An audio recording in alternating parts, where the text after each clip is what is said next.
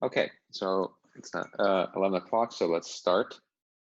We're a fairly small group in the live meeting right now, so please do take the liberty to ask questions and ask in the chat.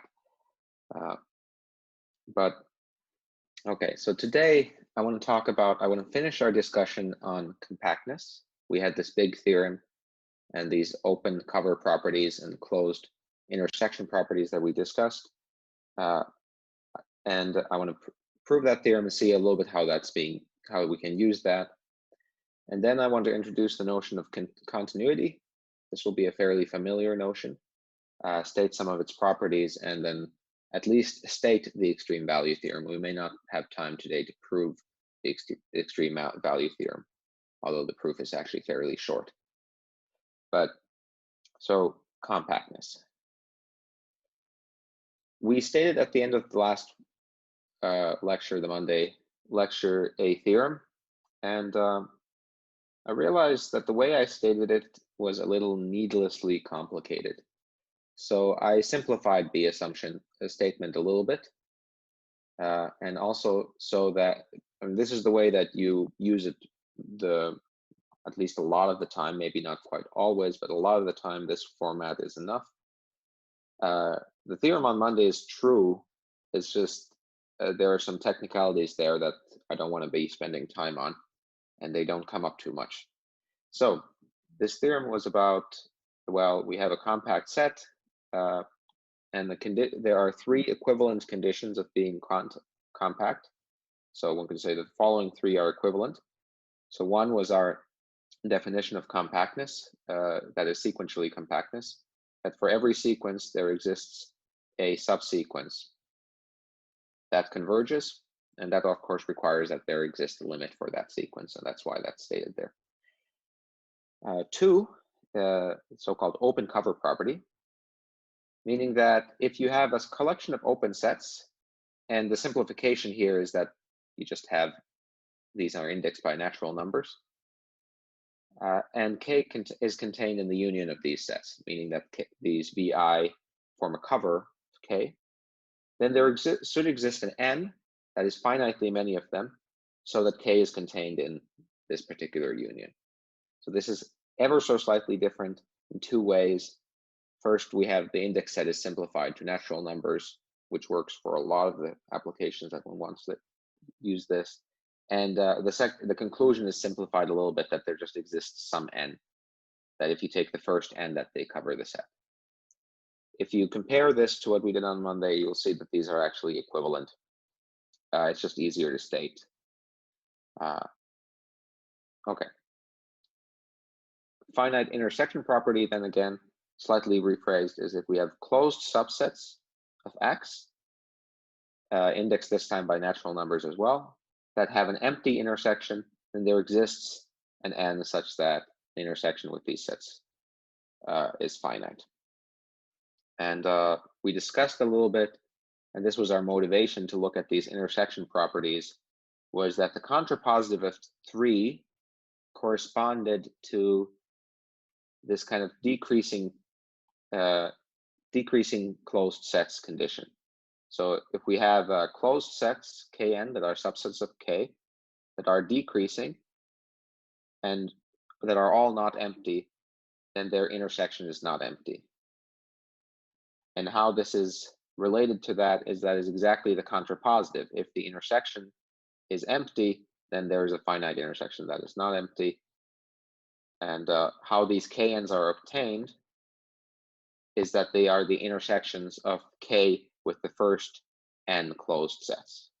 So we have K, we intersect it with F1 to get this part, the red part here. Then we take another set, F2, we get a further intersection that is the blue part. And as these are going, as you continue this process, the set becomes smaller and smaller. And that's where this decreasing chain condition goes.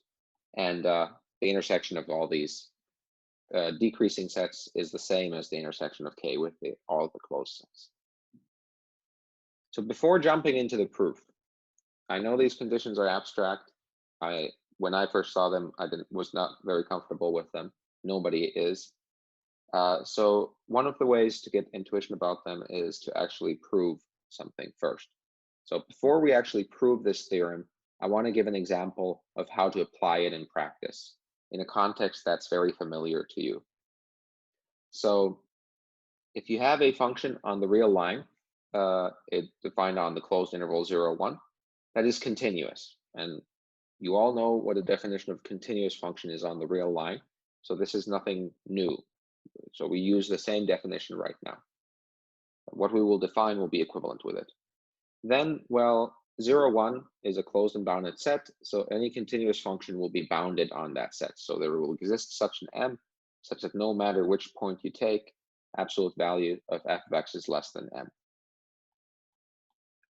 This property, you all know, you may have seen a proof of it in 131a involving sequences and stuff. There is a way to do it that way. I'll give a different proof to show you how these conditions often apply. So we use the open cover property. So note that, well, 0, 1 is closed and bounded.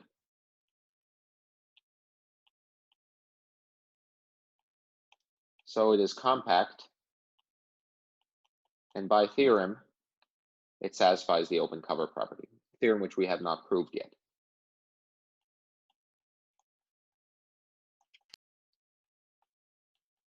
Okay, so we get to use this property now. But you have to choose the sets for which you apply this to.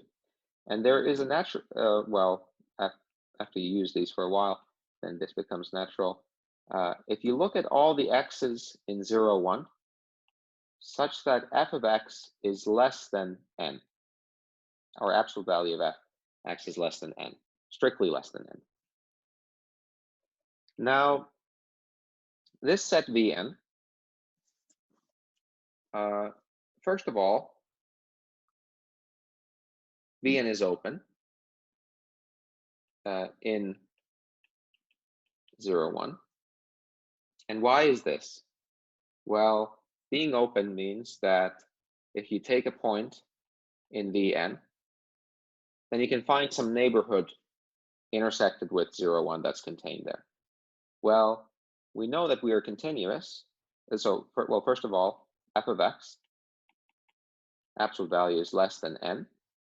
And this strict inequality means that there's a little bit of room. So that there means that there exists an epsilon positive such that f of x plus epsilon is still less than n. You could take n minus absolute value of x, divide by 2, say. So there exists such an epsilon. That means if your function value changes by that much, it will be still strictly less than n. Now, by continuity, for this epsilon and this x, there exists a delta such that if y minus x is less than delta, then fx minus fy will be less than epsilon. But this means that if we take the interval x minus delta, x plus delta, intersected with 0, 1, well, it has to be in the domain, so that's the only restriction here, then this is contained in Vn. And why is this? Well, if you take a point on the left-hand side, so y is in x minus delta, x plus delta, and y is in 0, 1, this is just so that everything is defined, then, well, y minus x is at most delta, actually strictly less than that. But we don't need the strictly less in this case. So f of y minus f of x is less than epsilon. And therefore, by the triangle inequality applied, we get that f of y is less than f of x plus the difference, f of x minus f of y, which is f of x plus epsilon with absolute values in front of around the f of x, which is strictly less than n. So for each point in this set, we get that f of the absolute values of f of y is strictly less than n. So that means that y is actually in Vn by the definition of Vn. So there's always, if you have a strict inequality, you always have a little bit of room. And we'll get to this point a little bit further. Okay, so this set is open, relatively open in 0, 1. Great. Now, second point, if we want to apply this, we have to say that the whole space belongs into the union of all these Vn's. Well, let's take a point on the left-hand side. For every x in 0, 1, well, f of x is a real number. And then by the Archimedean property, you don't even have to say this, but at this point, this is sort of obvious. By the Archimedean property, there exists a natural number n so that n is bigger than absolute value of x. But because n is bigger than absolute value of x, that means that for the same n, x belongs to Vn. So for all x, there exists an n such that x belongs into Vn. This is exactly saying our conclusion. So we're done. So we know now we have open sets that are covering 0, 1. Their union is all of the space. Then compactness, what does the finite cover say? Finite cover says that it's actually enough to use finitely many of them. So there exists an n so that k is actually contained in the first n of these. And why? By the finite cover property.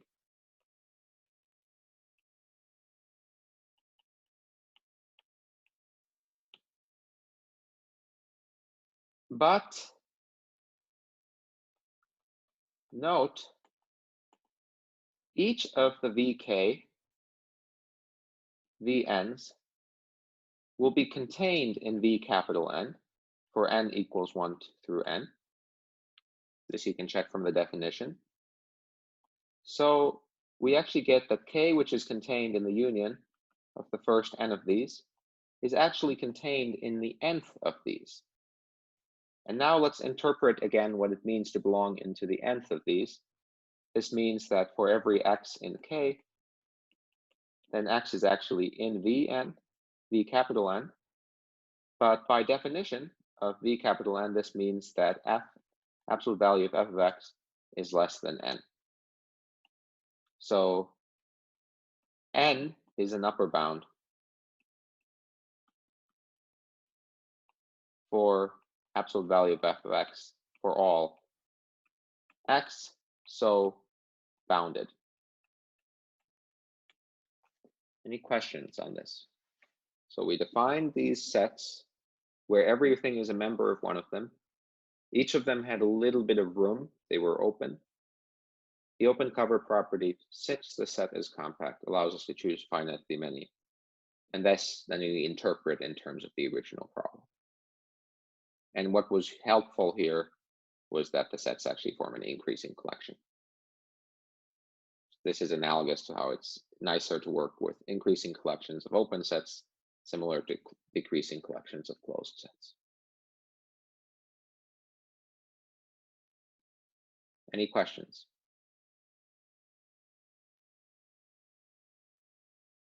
Okay, so just to conclude again with just saying what we proved that the familiar fact that continuous functions on a closed and bounded interval are bounded. This is a nice proof using the open cover property and shows often how it is used. Okay, so second part of this lecture. Now that we have seen a little bit how this is used, and certainly seeing one example is not quite enough, but it gives you a taste. The proof of this big theorem that we stated at the beginning of the lecture. So sequentially compact is the same as the open cover property is the same as the finite intersection property. And don't worry, we will not do the full proof. I don't think it's worth the lecture to really hash through all the details. Some of them you learn better by reading them. So I did post a note that includes a proof with all the details. So I recommend that you look at that to append this lecture. So we'll skip a lot of steps here. But let's talk at least about the structure of this proof. And I don't know about many of you, but it's being home all the time. I found myself playing a lot more video games, so hence this picture from Red Dead Redemption. But so question, we have these three claims, 1, 2, and 3, and we want to prove that they are equivalent. What should we prove? What do we need to prove, actually? What does the proof look like?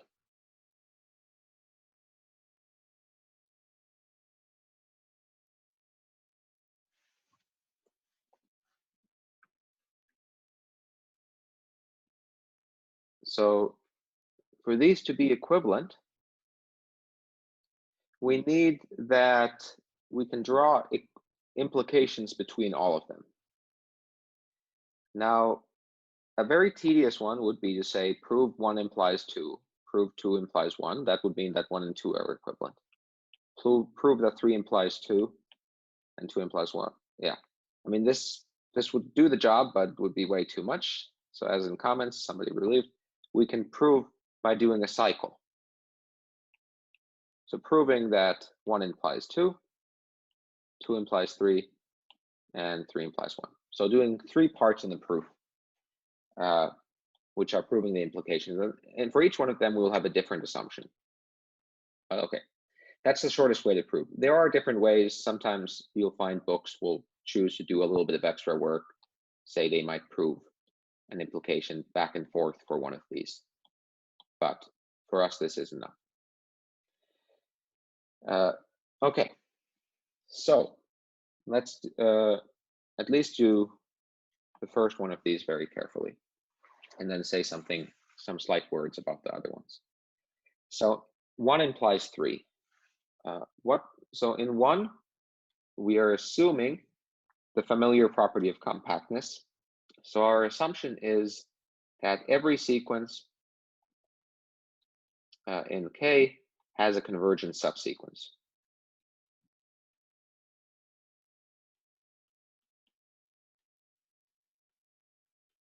So again, just like with the open cover, this is a statement about all the sequences. We have to use it for a particular sequence that we choose to make it useful.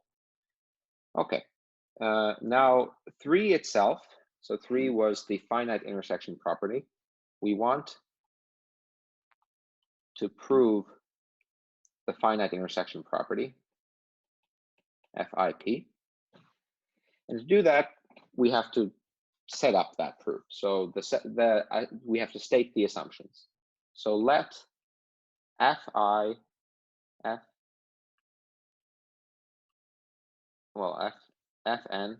for n natural numbers be closed sets.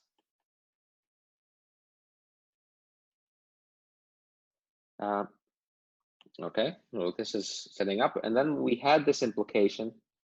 We want to show that if K intersected with all of these is empty, then this implies that K, there exists some n such that already intersected with the first n of these. That we don't need infinitely many, we get empty. And to prove this is very similar to what we did last time, just a slightly different language. It's better to work with the contrapositive. So prove by contrapositive.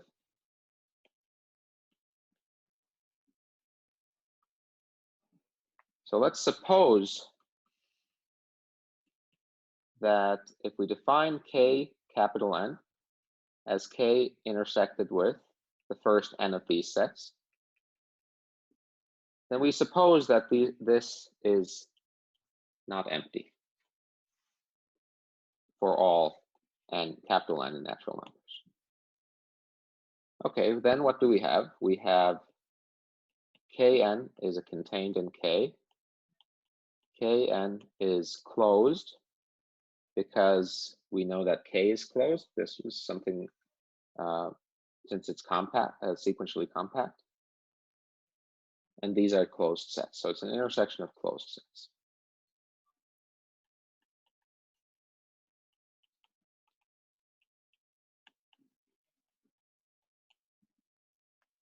And they form a decreasing sequence. So K1 contains K2, contains K3, ... or more rigorously stated, if you take a larger index, then you get a smaller subset. Okay, so we had this setting, a decreasing sequence of closed subsets. Now we want to prove that their intersection is not empty. And this essentially is something we did last time, but just let's rehash the main steps. If you take Xn, since Kn is not empty, we can choose for each n an Xn that belongs into Kn. Because it's not empty, there is something in there. This gives you a sequence. Let's apply the sequential compactness to that sequence, meaning that we get a convergence subsequence. So there exists an Xnk that converges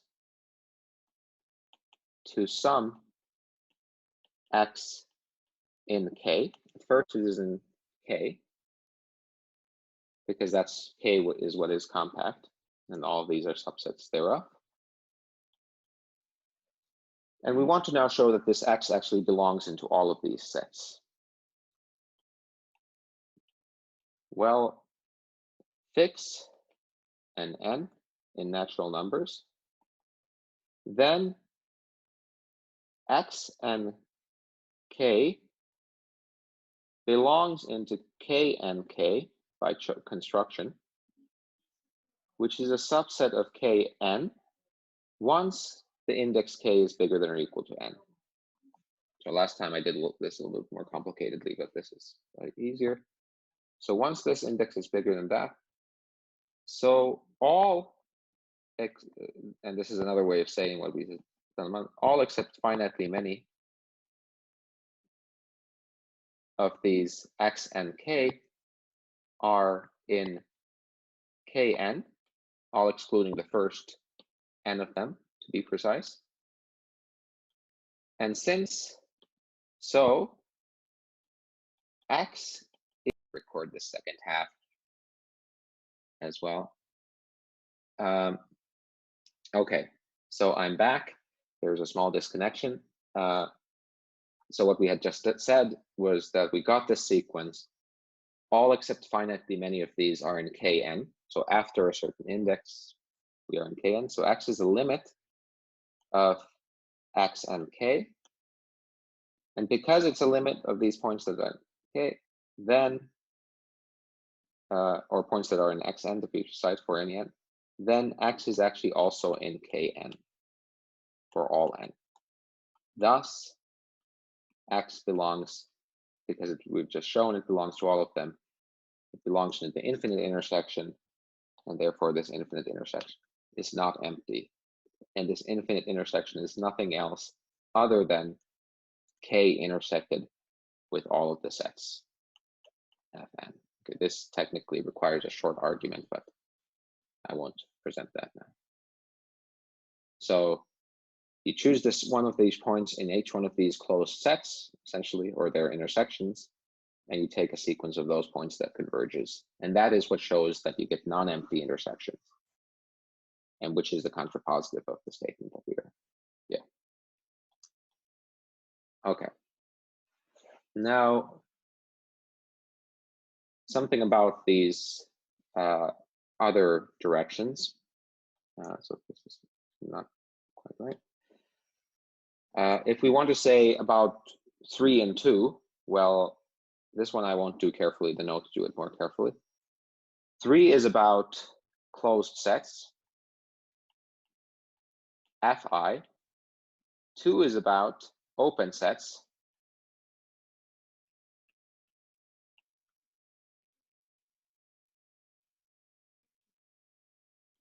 Vi. And when you're reading the proof of this, say from my notes or elsewhere, then what is always the case is if you go either direction, in this case you would want to go 3 to 2, then you want to define Fi, well, so we want to define Fi as complements of these open sets. Because if Vi is open, then the complement would be closed. And this is if and only if. But what happens when you go to complements? Well, the intersections change to unions. Being an empty set changes being the everything. So if you could do this carefully, then it's just playing with this fact. At one point, you have to use De Morgan's laws, that if you have, say, an infinite intersection of Fi's, then the complement of that is the infinite union of Vi's. Okay, so more details are provided in the notes, but this is the crucial idea for 3 to 2, and otherwise it's just playing with this fact and this definition.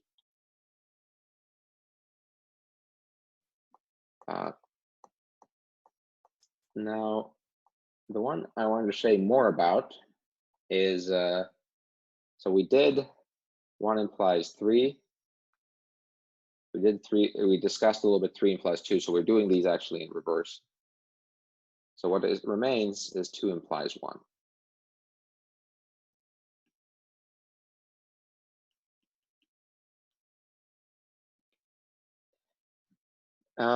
Okay, so in 2 implies 1, we want to say that we have the open cover property.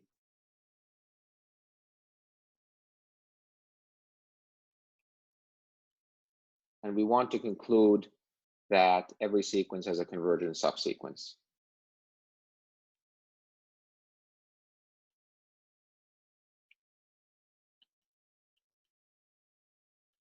So we are allowed to use anything about open covers. This time, the proof, how it turns out to be easy, at least one way of writing it. There are many ways to do these proofs, but what I thought was the easiest is actually a proof by contradiction. So we want to say, we assume that we have the open cover property. We want to say that every sequence has a convergent subsequence. So let's contradict that. Let's assume that we have the open cover property, but there is a sequence without a convergent subsequence. So let's proceed by contradiction. Open cover property holds.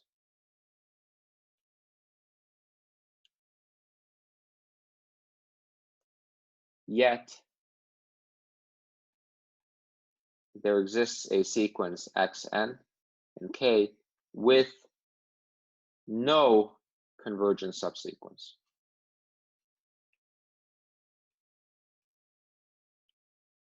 And this is probably the hardest part of this 2 implies 1, and maybe why it's actually worth a little bit discussing in lecture. So what if you have a convergent subsequence, and what does it mean? And what this means.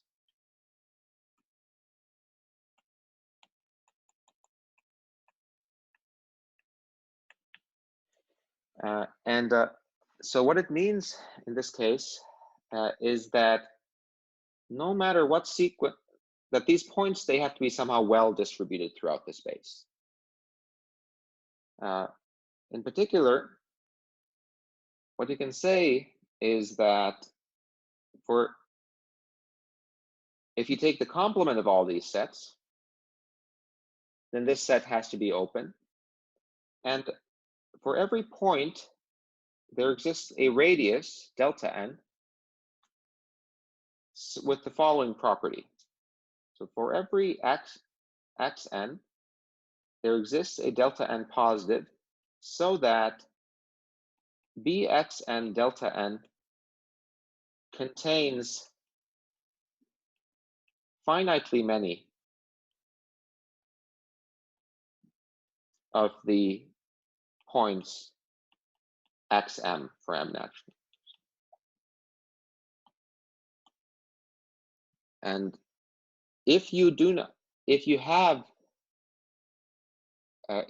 have such a positive delta, so this radius that essentially contains nothing else but maybe three others, then if there were infinitely many for every radius, what that would mean is that there would have to exist a subsequence conversion.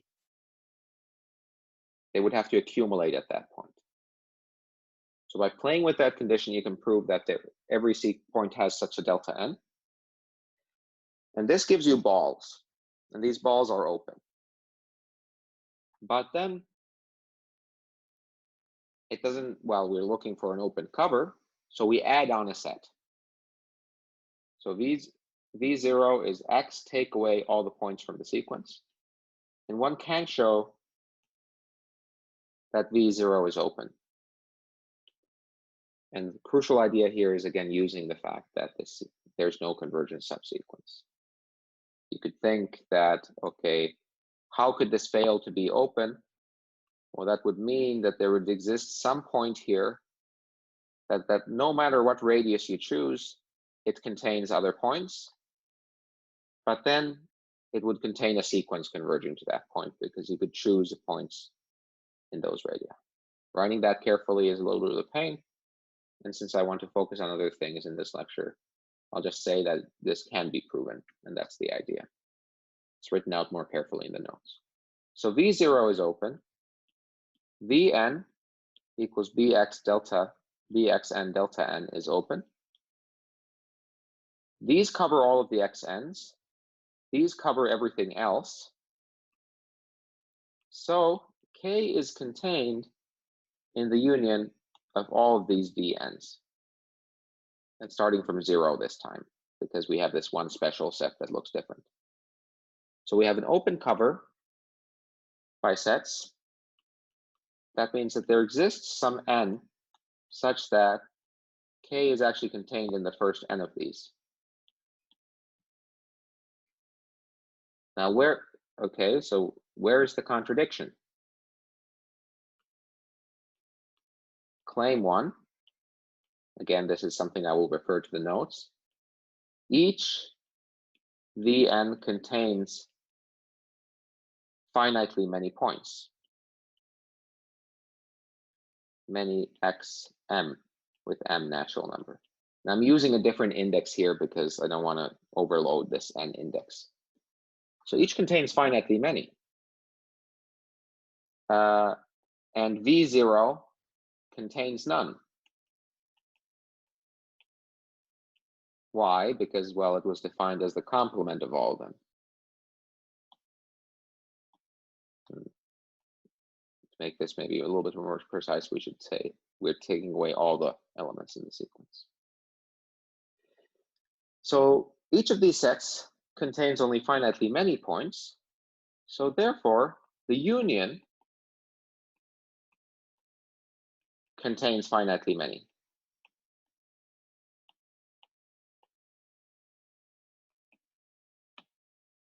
But K is a subset of that. So actually, and xn are all in there. So this union contains all of them.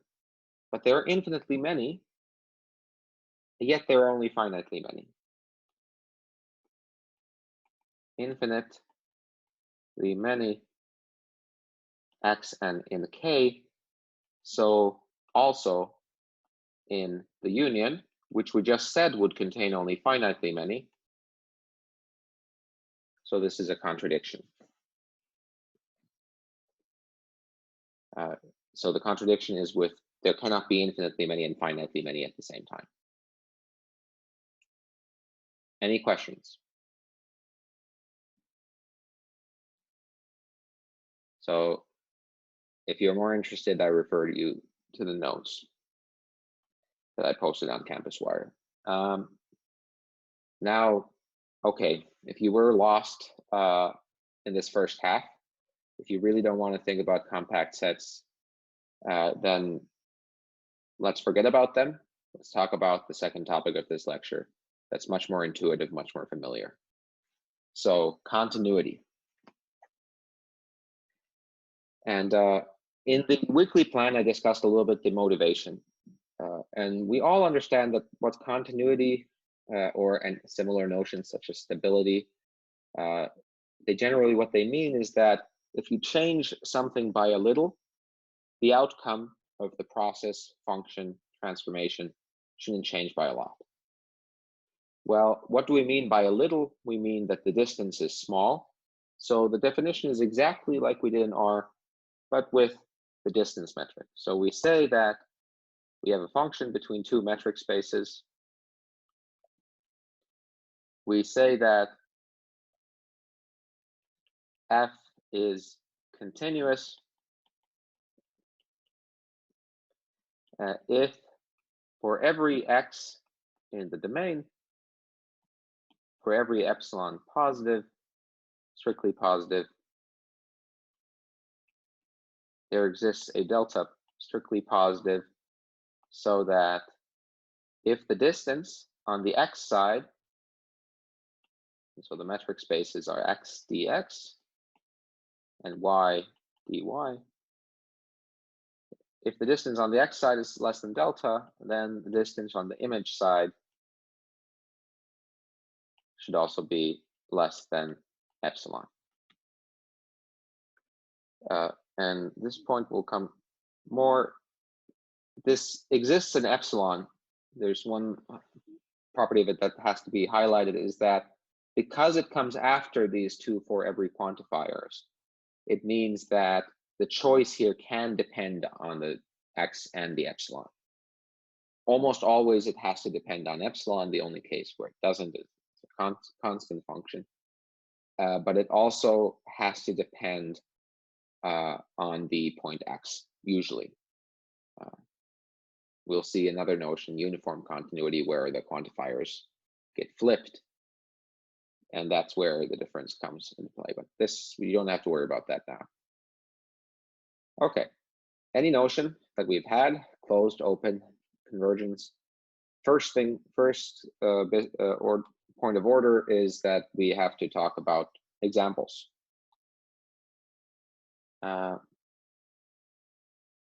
So the most simple example is the distance function. So for every x naught in x, the function distance to x naught is continuous. And this is a function that takes in points in x and outputs values in real numbers, specifically non-negative real numbers, but we don't have to specify this. Okay, so this function is continuous.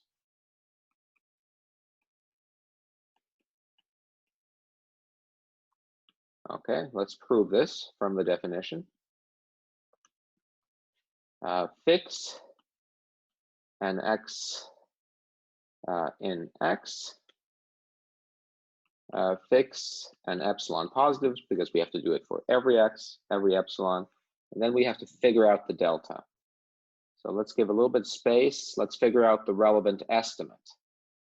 We want to say, look at fy, the distance between fy and fx. So the target is now r. So that distance is just given by absolute values. So we want to estimate this. Now let's write the definition of the function. So we're looking at distance from y to x naught minus distance x to x naught.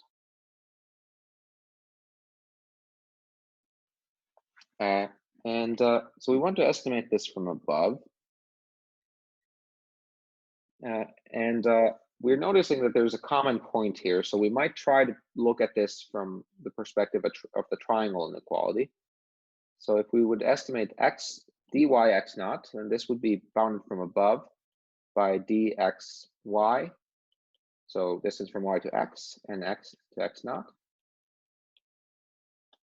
Or in other words, the distance from y to x naught minus the distance from x to x naught is less than the distance x to y.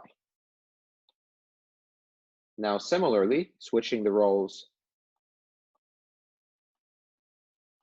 we get that the negative of the left-hand side, namely dx x naught minus dy x naught, that this is at most the distance x to y. Because distance y to x is the same as distance x to y, the right-hand side doesn't change, but the left-hand side changes the sign.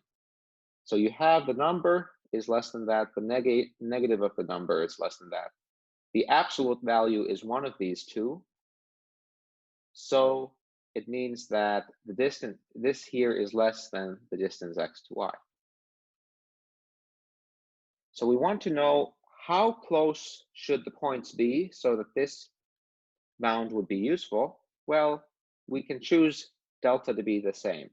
So choose delta to be equal to epsilon, and then distance x to y less than delta implies that this is true. And in the process, well, what we used was an estimate. So it's kind of the reverse triangle inequality that is quite useful in many cases. But distance x to x naught for every triple of points minus distance y to y naught, y to x naught, absolute value is at most distance x to y. And the proof is sort of here, proof sketch. It needs a little bit more quantifiers to be actual proof. Okay, so that function is continuous. Distance functions are continuous. Other similar functions, projection functions. If you take a function on Rn and you project it on one of its components, so you send x1 through xn to xi, then these functions are continuous. Namely, if you take x, so we fix an x,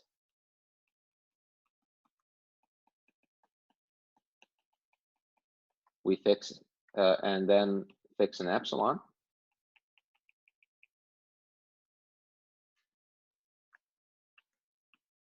and we choose again we choose delta equal to epsilon. This and epsilon should be strictly positive, and the delta should also be strictly positive. But then, if we assume that the distance, and it doesn't matter what distance you use, say the 2 distance, if the distance between x and y is less than or equal to epsilon, well then, by what you did in your first homework, if I look at pi I of x minus pi I of y, what is this? This is the difference, absolute value of the difference of the ith components. And this is less than the distance, the 2 distance between x and y, which is less than delta, which is equal to epsilon. So we should write here a delta to make it look proper, which is really equal to epsilon. And that's what we use here. So done. Fairly short proofs, nothing very profound. And these are intuitively also very simple. If you move the point a little bit, its components don't move a lot. Now, something I want to mention, and I will discuss more on some supplementary videos, is that there are, just like compactness, also openness and other things, there are many conditions that characterize this property. There is the delta epsilon condition, but then there is another one that is also analogous to 131a, namely sequential continuity. If you have a sequence of points that converges, then the function values should converge to f of x. So xn converges to x, then the function values f of xn should converge to f of x. If this holds for all sequences, in the space, then the function is also continuous. 2 is equivalent to 1. And one of these directions is actually easy. The other one is a little bit trickier. But then there are two more surprising definitions that are much less intuitive and that are not included in 131a. Namely that if you take an open set O, its pre-image, meaning all the x's that map to O, that set is open as well. And if you take a closed set, a pre-image of that, that gives you a closed set. If these properties hold for all open sets, or conversely, correspondingly all closed sets, then you also get a condition that's equivalent to being continuous. But 3 and 4, you can also use, and this is actually a nice way of proving that something is open without actually having to check the condition that we gave it last week, namely that every point has a radius that fits inside the set. Or this was already 2 weeks ago. We're in week 3. So using this, for example, if we know that fxy is continuous,